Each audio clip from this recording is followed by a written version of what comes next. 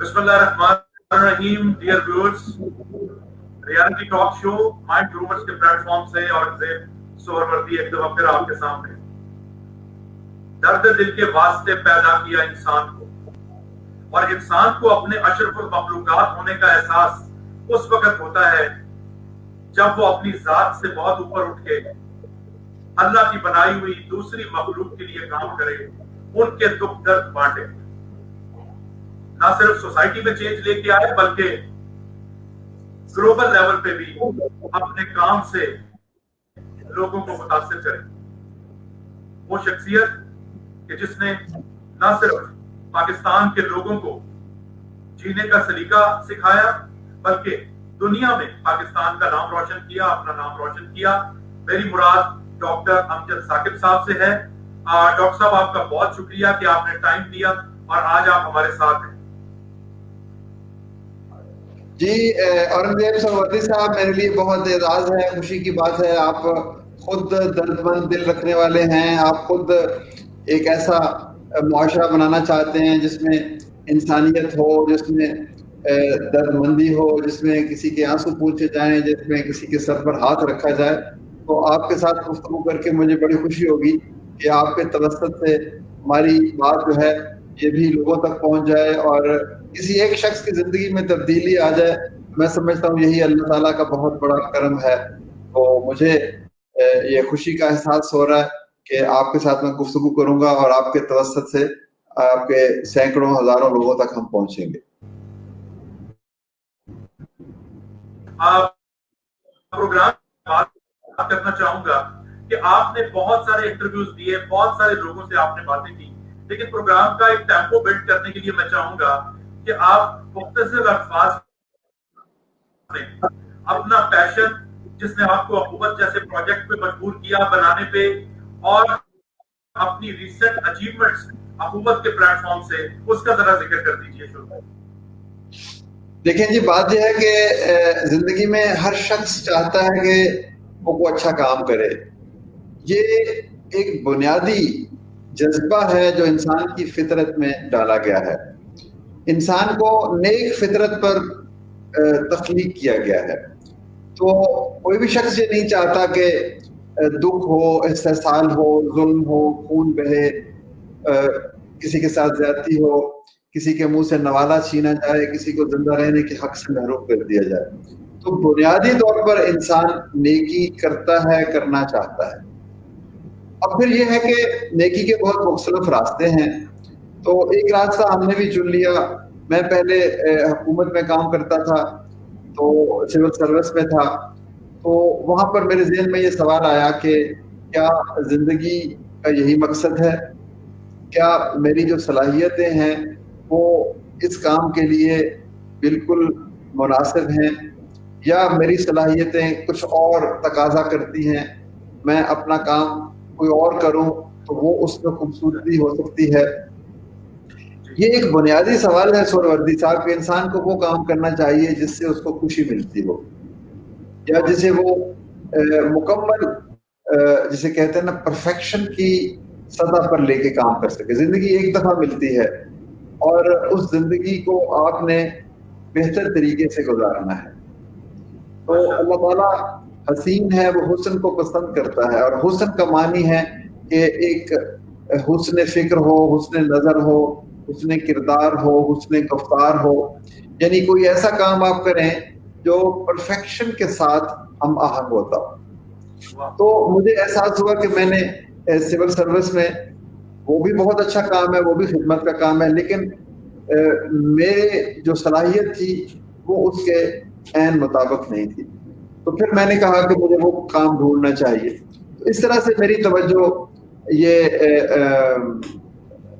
गुर्बत के खात्मा की तरफ, समाजी तरक्की की तरफ हुई, और मैंने कहा कि उस जिसे कहते हैं ना निकलकर, उस गली से निकलकर किसी और गली में जाकर वो काम करना चाहिए जो आपके दिल को अच्छा लगता है, या जिसके नतीजे में आप एक खूबसूरत समाज पैदा कर सकते हैं। देखिए ना सोहरवर्दी साहब, अगर आप बुनियादी तौर पर मुसव्विर हो और आपको बैंक में नौकरी करनी पड़ जाए तो वो आप खुश तो नहीं हो सकते। فکر معاش کی وجہ سے آپ نوکری تو کر لیں گے لیکن جو آپ کے دل کی خواہش ہے وہ پوری نہیں ہوگی. تو انسان کو اپنا دل کی جو بات ہے نا، آواز ہے، اس پر توجہ دینی چاہیے کہ جیسے میں نے پہلے کہا کہ زندگی ایک ہی دفعہ ملنی ہے، تو آپ کو وہ کام کرنا چاہیے جو آپ کو اچھا لگتا ہے. تو جو کام آپ کو اچھا لگتا ہے وہ جب آپ کریں گے نا، تو پھر آپ کو بے پناہ خوشی مسرت بھی ہوگی اور وہ کام خوبصورت بھی ہوگا. تو یہ ہے وہ پس منظر جس کے مجھے یہ کام حکومت کے ایوان اور جو اقتدار کی جو بھول بھلیاں ہیں ان سے نکل کر غریبوں کی بستیوں میں، کھیتوں کھلیانوں میں، ٹوٹی پھوٹی جو خستہ حال گھروں میں غریبوں کے پاس جانا چاہیے، اور میں ان کے ساتھ ان کے دکھ درد بانٹ سکتا ہوں، تو میں شاید زیادہ ایک جو خوشی کی اور خوشگوار زندگی گزار سکا. تو یہ تھا میرا بنیادی ڈائلیما کہ میں نے ایک اچھی ملازمت چھوڑ کر اس راستے پہ چلنے کی کا فیصلہ کیا جس کی منزل مجھے اس وقت علم نہیں تھی. سر اب یہ خوبصورت گفتگو، آپ کے خوبصورت جذبات کو سننے کے بعد میں چاہوں گا ایک بات آپ سے پوچھنا کہ جب سے حکومت نے کام شروع کیا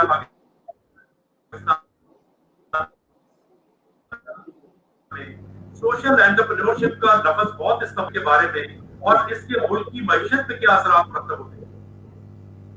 دیکھیں سروردی صاحب، آپ نے کہا سوشل انٹرپرینورشپ اور اس کا ملک کی معیشت پہ اثر. سب سے پہلے تو ہمیں سمجھنا چاہیے کہ انٹرپرینورشپ کیا ہے. انٹرپرینورشپ کہتے ہیں کوئی ایسا کام جو پہلے کسی نے نہ کیا ہو، کوئی ایسا راستہ جو پہلے کوئی اس پہ نہ چلا ہو. اس میں انوویشن ہے، اس میں کریٹیوٹی ہے، اس میں آؤٹ آف باکس سولوشن ہے، اس میں رسک ٹیکنگ ہے، اس میں محنت ہے، اس میں آپ سمجھیں کہ جسے کہتے ہیں نا کہ جب آپ عشق کرتے ہیں تو پھر آپ کچھ اور نظر نہیں آتا اور آپ اپنی زندگی کی تمام تر جو صلاحیتیں ہیں وہ اس کے لیے وقف کر دیتے ہیں اور آپ کو کوئی اور آپ کے ذہن میں خیال تک نہیں آتا.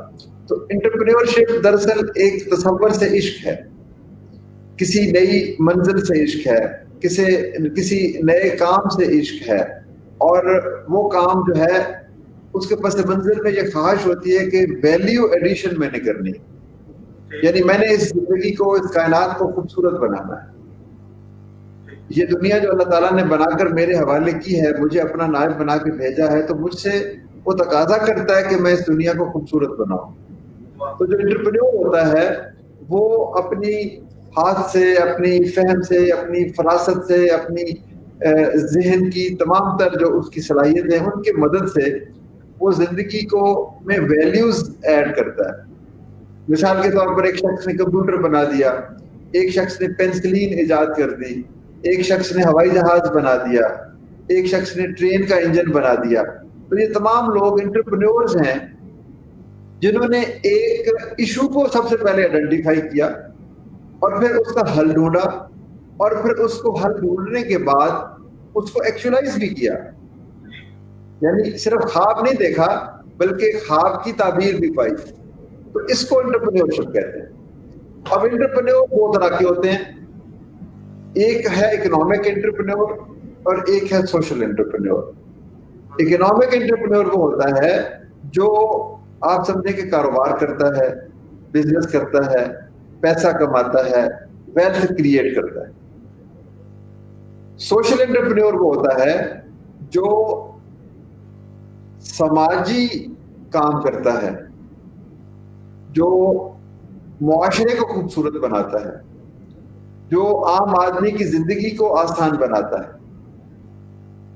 کام دونوں مختلف نوعیت کے کرتے ہیں لیکن اصول ان کے ایک ہی جیسے ہیں.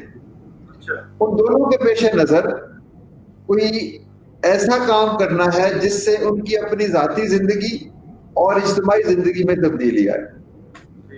تو یہ جو اکنامک انٹرپرینورز ہیں یہ بھی ضروری ہے معاشرے کے لیے، اور جو سوشل انٹرپرینورز ہیں یہ بھی ضروری ہے معاشرے کے لیے.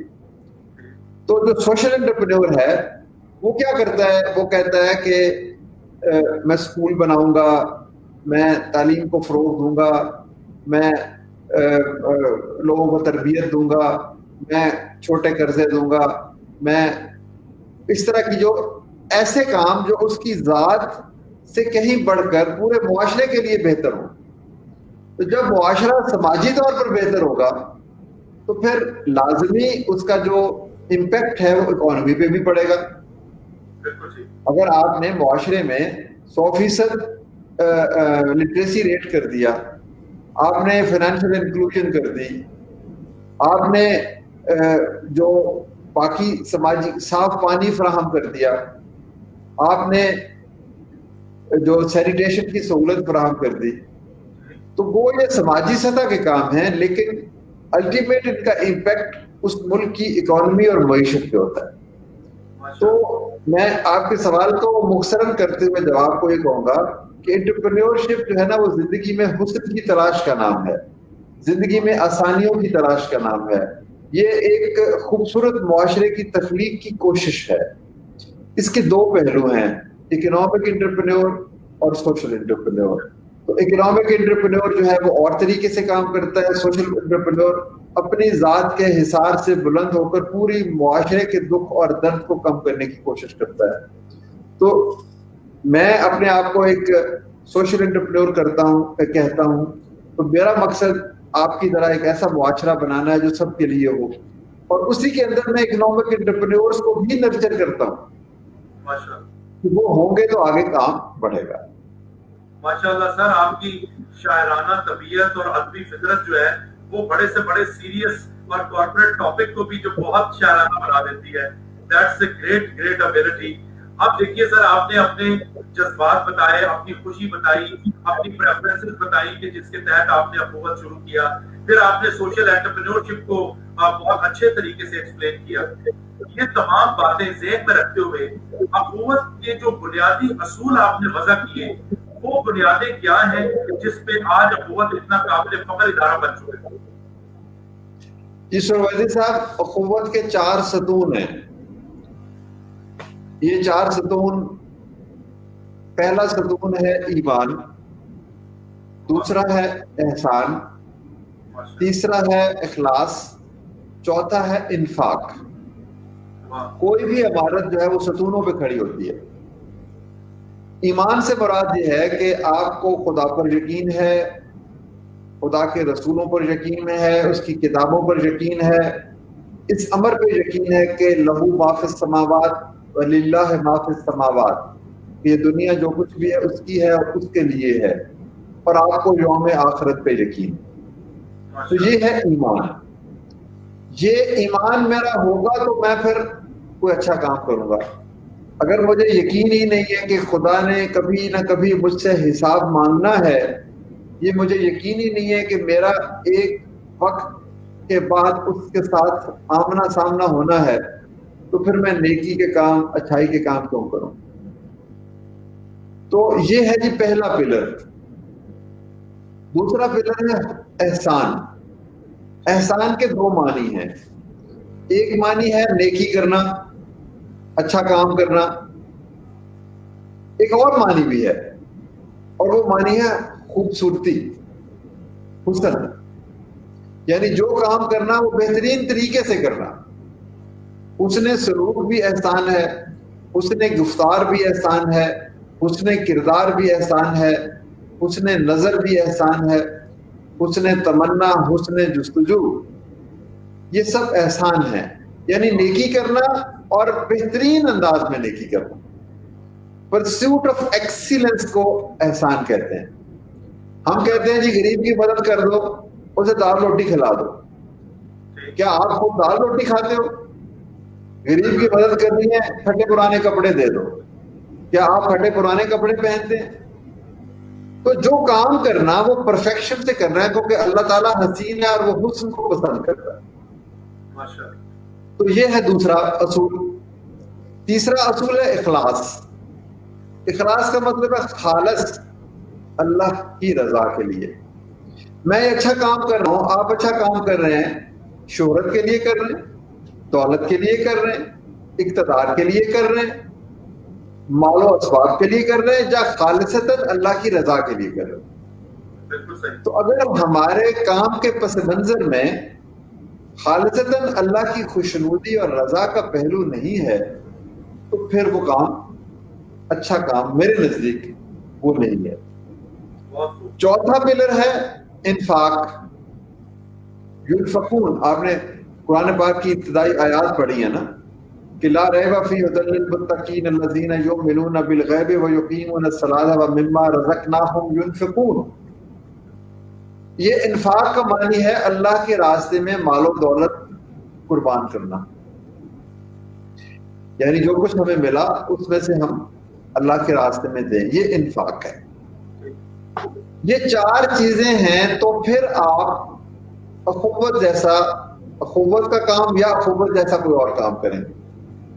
دیکھیں نا, آپ نیکی کا کام کیوں, آپ شوکت خانم اسپتال کیوں بنائیں گے, آپ انڈس اسپتال کیوں بنائیں گے, آپ سیلانی ٹرسٹ کیوں بنائیں گے, آپ یہ اخوت یونیورسٹی کیوں بنائیں گے؟ اس کے پس منظر میں یہ چار اصول ہیں. آپ کا ایمان ہوگا, آپ احسان کرنا چاہیں گے, آپ خالصتاً اللہ کی رضا کا حصول چاہیں گے, اور پھر اللہ کے لیے دینا چاہیں گے. تو یہ چار اصول مل کے ڈھلتے ہیں اخوت میں. اب آپ دیکھیں گے چاروں اصول جو ہیں الف سے شروع ہوتے ہیں. الف سے احسان, الف سے ایمان, الف سے اخلاص, الف سے انفاق, اور یہ چاروں جب ملیں گے پھر اخوت بنے گی. کیونکہ ہم اخوت میں ان کی طاقت, ان اصولوں سے طاقت لیں گے, اور پھر اخوت کا الٹیمیٹ آبجیکٹو الف سے اللہ بنے گا کہ اس کی رضا کے لیے ہم یہ کام کریں گے. تو یہ اب آپ نے جہاں پہ مائکرو فائنانس کو ایک نئی جہت دی, ایک نئی شکل دی, مائکرو فائنانس سے بہت زیادہ فائدے اپنی سوسائٹی کو لے کے دیے, لیکن ساتھ ساتھ آپ نے جو ایک اور بہت کام بڑا کیا میری نظر میں بھی اور باقیوں کی نظر میں بھی, وہ ہے تعلیم. اخوت یونیورسٹی کا قیام بہت خوبصورت منصوبہ ہے. اس کے پیچھے آپ کا کیا جذبہ تھا اور اس کی بنیادیں آپ نے کیسے رکھی؟ سروردی صاحب, جب ہم نے قرضے دے دیے تو ہمیں محسوس ہوا کہ یہ تو آگ بجھانے کا کام ہے. یعنی کسی گھر میں محلے میں آگ لگ گئی, فائر بریگیڈ چلا گیا, آگ بجھا دی. آپ نے بس 30,000 40,000 50,000 روپے کسی کو دے دیے, اس نے دکان بنا لی, کاروبار کر لیا, اور وہ کھانے پینے لگ پڑا. یہ تو آگ بجھانے کا کام ہے. اصل ملک کی, قوم کی, معاشرے کی تعمیر جو ہے اس کے لیے تعلیم چاہیے. قوموں کا مقدر تعلیم سے بدلتا ہے, انٹرپرینورشپ تعلیم سے ہوتی ہے, نئی دنیا کی تخلیق تعلیم سے ہوتی ہے, انسان فضاؤں پہ کمند تعلیم سے ڈالتا ہے, سورج کی روشنی اور چاند کی چاندنی تسخیر کہاں سے ہوتی ہے؟ تعلیم سے. پہاڑوں کی بلندیاں سر ہوتی ہیں تعلیم سے, سمندروں کی تہ میں انسان پہنچتا ہے تو تعلیم سے, بیماریاں ختم ہوتی ہیں تو تعلیم سے, ذہن کے اندھیرے دور ہوتے ہیں تو تعلیم سے. تو ہم نے کہا کہ اب یہ آگ بجھانے کے بعد ہمیں معاشرے کی تعمیر کے لیے اب تعلیم کی طرف آنا چاہیے. اب المیہ یہ ہے کہ ہر آدمی اعلیٰ تعلیم حاصل نہیں کر سکتا. میں اکثر کہتا ہوں کہ جس ماں کے پاس زیور ہے وہ زیور دے کے اپنے بچے کو پڑھاتی ہے, جس کے پاس زیور نہیں ہے اس کا بچہ کیسے پڑھے گا؟ بالکل صحیح. تو ہم نے کہا کہ ایک ایسا ادارہ بنائیں جس میں الٹ کام کریں. میں نے آپ کو شروع میں کہا تھا کہ انٹرپرینیور جو ہوتا ہے وہ الٹے کام کرتا ہے جو کسی نے اور نہیں کیے.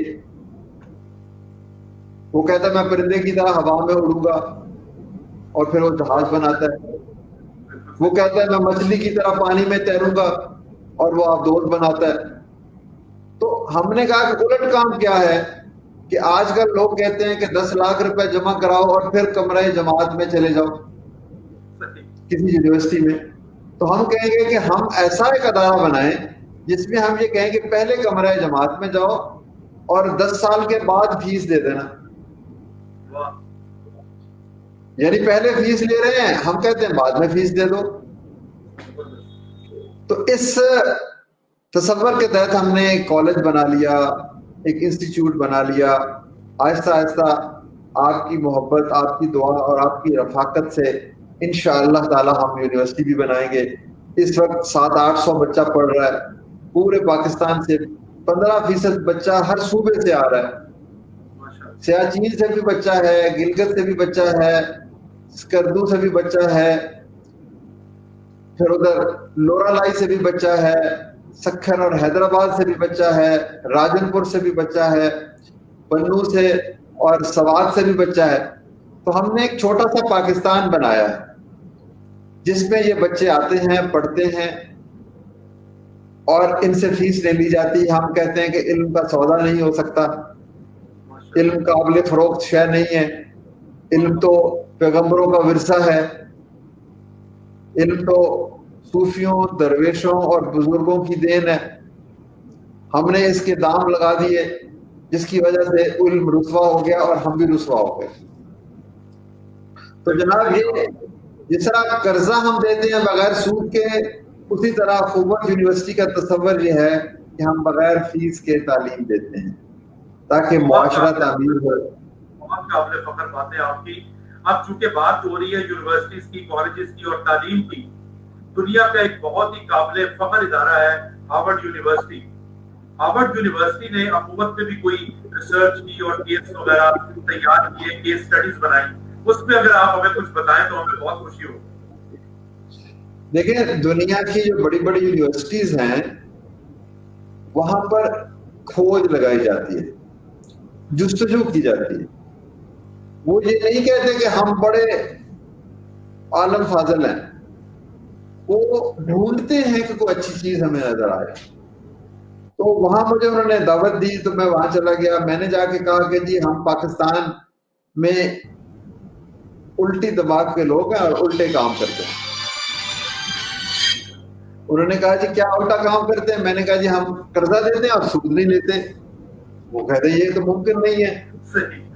پھر انہوں نے کہا اور کیا الٹے کام کرتے ہیں؟ میں نے کہا جی ہم یونیورسٹی میں بچوں کو پڑھاتے ہیں اور فیس نہیں لیتے. تو وہ تو انہوں نے کہا جی ہم تو مانیں گے نہیں اس بات کو، یہ تو ہو نہیں سکتا. تو میں نے کہا جی آپ پاکستان آ جائیں، آپ کو ہم دکھا دیں گے. اب دیکھیں ان کی جستجو، انہوں نے کہا کہ ہاں نہ ہم آپ کی بات کو رد کرتے ہیں نہ ہم آپ کی بات کو تسلیم کرتے ہیں جب تک ہم اپنی آنکھوں سے نہیں دیکھیں. تو وہ پاکستان ان کے لوگ آ گئے اور جب ہم نے ان کو یہ منظر دکھایا کہ قرضہ بغیر سود کے اور مسجد میں اور چرچ میں اور مندر میں اور لوگوں سے محبت اور مواقعات مدینہ کی عملی تصویر، تو وہ ہکا بکا رہ گئے.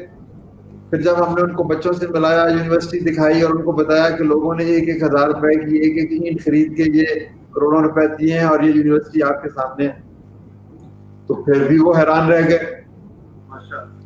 تو پھر انہوں نے ایک کیس سٹڈی لکھی، ایک کہانی لکھی اخوت کی، اور انہوں نے وہ کہانی اپنے ہارورڈ یونیورسٹی میں 2 بڑے اہم سکول ہیں، کالجز جن کو بھی ہم کہتے ہیں، ایک ہے پبلک ایڈمنسٹریشن کا اور ایک ہے بزنس ایڈمنسٹریشن کا. تو انہوں نے وہاں پر وہ پڑھانی شروع کر دی کہ دیکھیں اس دنیا میں کہیں دور دراز ایک ملک ہے، اس کا نام پاکستان ہے. اس ملک میں غریب بھی رہتے ہیں، امیر بھی رہتے ہیں، لیکن غریبوں اور امیروں نے آپس میں بھائی چارہ کر لیا ہے اور اس بھائی چارے کے نتیجے میں اخوت کا ادارہ وجود میں آیا ہے، اور اس کے نتیجے میں جو ایک دوسرے کی مدد کی خوشبو جو ہے وہ پھیل رہی ہے. تو وہ انہوں نے قرضے دینے شروع کر دیے ہیں، پوری دنیا کو حیران کر دیا کہ بغیر سود کے قرضے دے رہے ہیں اور بغیر فیس کے طرف پڑھا رہے ہیں. تو پھر انہوں نے اس کیس سٹڈی میں ان وجوہات کو ڈھونڈنے کی کوشش کی کہ بھئی یہ کیسے کامیابی مل گئی ان کو. پھر وہ انہوں نے ماڈل اپنے لوگوں کے سامنے پیش کیا کہ آپ بھی چاہیں تو ایسا کام کر سکتے. تو یہ سہروردی صاحب اس میں ہمارا کمال نہیں ہے، یہ الحمدللہ اللہ تعالیٰ کی مہربانی ہے کہ اس نے ہمیں اخوت کے تصور سے آشنا کیا اور ہمارے دل میں یہ چیزیں ڈالی، ہمیں فہم و فراست دی، ہمیں آپ جیسے دوست اور رفیق دیے، اور ہم نے پاکستان کی خوبصورت تصویر دنیا کے سامنے پیش کی. یہ بہت بڑی ایک اعزاز ہے. میں بڑی انکساری سے یہ بات کہتا ہوں کہ ہمارے ملک کے نام کے ساتھ تصور یہ بنتا ہے جی ہنگامہ، بم کا دھماکہ، دہشت گردی، اس قسم کی باتیں جو غلط چیزیں ہیں اور ہم سے منسوب ہیں. تو ہم نے دنیا کو بتایا کہ نہیں، ہم تو مواخات کے پیروکار ہیں، ہم تو بھائی چارہ کرتے ہیں، ہم تو ایمان، احسان، اخلاص اور انفاق کے علم بردار ہیں. تو یہ ہارورڈ یونیورسٹی کی کہانی ہے. ماشاء اللہ سر، میرے تو سن کے جو ہے نا ایکسائٹمنٹ سے اور خوشی سے برا حال ہے آپ کے الفاظ کہ اتنے فخر والے کام ہمارے ہاں ہو رہے ہیں. اب سر چونکہ ہم پروگرام کے اختتام کی طرف بڑھ رہے ہیں، اب یہ ساری چیزیں جو اتنی قابل فخر ہیں انٹرنیشنل لیول پہ یہ ہو رہی ہیں آپ کی قیادت میں، لیکن حکومت کے ساتھ جڑے ہوئے جو لوگ ہیں، جو امپلائیز ہیں، جو مینجمنٹ میں لوگ ہیں، وہ بھی دن رات کام کر رہے ہیں. ایک بڑا اہم سوال پیدا ہوتا ہے کہ آپ کی ویژن، آپ کا جذبہ اپنی جگہ پہ، اتنے سارے لوگوں کو آپ نے تیار کیسے کیا کہ وہ حکومت جیسے ادارے میں کام کریں اور کمال کر دیں؟ دیکھیں آپ کی بات بالکل درست ہے. میں تو گھر میں بیٹھا ہوا ہوں اس وقت، مجھے کووڈ ہو گیا، 3 ہفتے تو میں کمرے سے نہیں نکلا. تو یہ اصل جو ہے نا مظاہرہ، یہ جو کامیابی ہے جو دیکھ رہے ہیں آپ، الحمدللہ یہ اللہ تعالیٰ کی جو رحمت ہم پر ہوئی ہے، اس کا تمام پہ تمام صحرا ہمارے امپلائیز کے سر جاتا ہے، ہمارے ساتھیوں کے سر جاتا ہے. تو اب آپ کا سوال یہ ہے کہ یہ کیسے ہم نے ان کو تیار کیا؟ مطلب آپ نے ماحول کیسا رکھا ہے، ان کی گرومنگ کیسے کرتے ہیں؟ جی میں عرض کرتا ہوں نا کہ لیڈرشپ کا سب سے بڑا چیلنج یہ ہوتا ہے کہ جو لیڈر کیا کام کرتا ہے، لیڈر ایک خواب دیکھتا ہے اور پھر اس خواب کی تعبیر پاتا ہے. بس یہ 2 کام کرتا ہے لیڈر. حکومت ایک خواب تھی اور پھر اس خواب کی تعبیر کے لیے ہم نے اپنی تمام تر محنتیں اور صلاحیتیں صرف کر دی. 2 کام ہی ہوئے نا جی، ایک خواب دیکھنا یعنی ویژن رکھنا اور پھر اس ویژن کو ایکچولائز کرنا. لیڈر کا ایک اور کام بھی ہے کہ وہ اس خواب کو ٹرانسفر کیسے کرتا ہے، اپنے ویژن کو آگے کیسے بڑھاتا ہے، اپنے ساتھیوں کو وہ خواب کیسے دیتا ہے، جس آگ میں وہ جل رہا ہے اپنے ساتھیوں کے سینے میں وہ آگ کیسے روشن کرتا ہے. وہ خود بے چین ہے، خود بے قرار ہے، خود جنون اسے لاحق ہے، خود پاگل ہے، خود وہ عشق کے راستوں کا مسافر ہے. تو یہ ساری کی ساری کیفیت اس نے اگر آگے نہیں پہنچائی اپنے ساتھیوں میں تو پھر وہ کامیاب نہیں ہوا. تو جناب اب یہ اگلا سوال ہے کہ وہ کیسے پہنچائی جائے گی. اس کے لیے رول ماڈل بننا پڑتا ہے. آپ کہتے ہیں نا امانت، دیانت، صداقت، سچائی، محنت، تو خود یہ خوبیاں پہلے کر کے دکھانا پڑتی ہیں. ایسے تو نہیں ہے نا کہ میں اپنے لیے کچھ اور آپ کے لیے کچھ اور چاہوں. جو سپہ سالار ہے اس کو اگلی صف میں کھڑے ہو کے لڑنا پڑتا ہے. تو یہ رول ماڈلنگ ہے، یہ موٹیویشن ہے، یہ ٹرانسپیرنسی ہے، یہ اکاؤنٹیبلٹی ہے، یہ سسٹمز کریٹ کرنا ہے، یہ ٹیکنالوجی کو استعمال کرنا ہے، یہ اپنے حصے کی کامیابی کسی اور کے نام لکھنے کا نام ہے. تو یہ مختلف طریقے ہیں جس سے آپ لوگوں کو اچھے لوگ ڈھونڈتے ہیں، ان کی تربیت کرتے ہیں، ان کو سکھاتے ہیں، رول ماڈل بنتے ہیں، اور پھر ان بچوں کی بھی ایک اپنی ویژن ہے. دیکھیں آپ کی ویژن وہ ہونی چاہیے جو ہر شخص کے دل میں اتر جائے. تو جو میں نے آپ کو چاروں اصول بتائے، ایمان، احسان، اخلاص، انفاق، یہ آپ کے بھی تو اصول ہیں. ہم نے ان چاروں کو جوڑ کر اس کے اوپر اخوت کی عمارت بنائی اور بچوں کو کہا کہ آؤ بھائی، ہر آدمی کہتا ہے نا کہ جی پاکستان کو ہم نے خوبصورت بنانا، ہم نے سود ختم کرنا، ہم نے علم کی روشنی کرنی. تو پھر ہم نے ایسے لوگوں کو آواز دی جن کے دل میں یہ آئیڈیلز روشن ہیں کہ بھئی تم کل تک دعوے کرتے تھے، آؤ اب ہمارے ساتھ ملو. تو مل کر ہم ایک نیا جہان بناتے ہیں. ماشاء تو یوں یہ قافلہ میں اکیلا ہی چلا تھا جانب منزل، مگر لوگ ملتے ہی گئے اور کارواں بنتا گیا. بہت تو خوبصورت سر، بہت خوبصورت. یہ ایک جو نعرہ بلند ہوا مواخات کا، بھائی چارے کا، ایثار کا، قربانی کا، یہ نعرہ ہر شخص کے دل میں پہلے سے موجود ہے.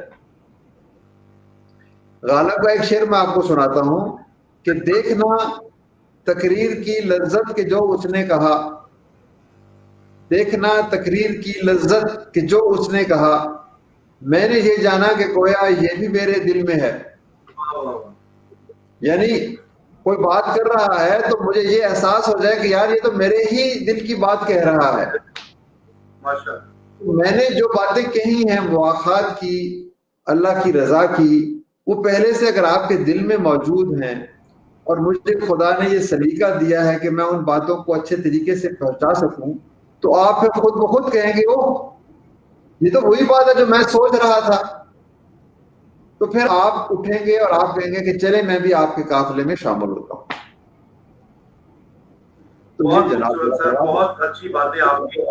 آپ پروگرام کے اختتام پہ میں چاہوں گا کہ آپ اخوت کے پروجیکٹس کے حوالے سے اگر کوئی بات کرنا چاہیں، کوئی لوگوں کو میسج دینا چاہیں، کوئی اویئرنیس دینا چاہیں، تو میں چاہوں گا کہ ابھی ٹائم ہے، آپ بات کر سکتے ہیں. سروردی صاحب میسج تو صرف یہی ہے کہ اخوت ایک ادارہ ہے اور اخوت ایک فلسفہ بھی ہے.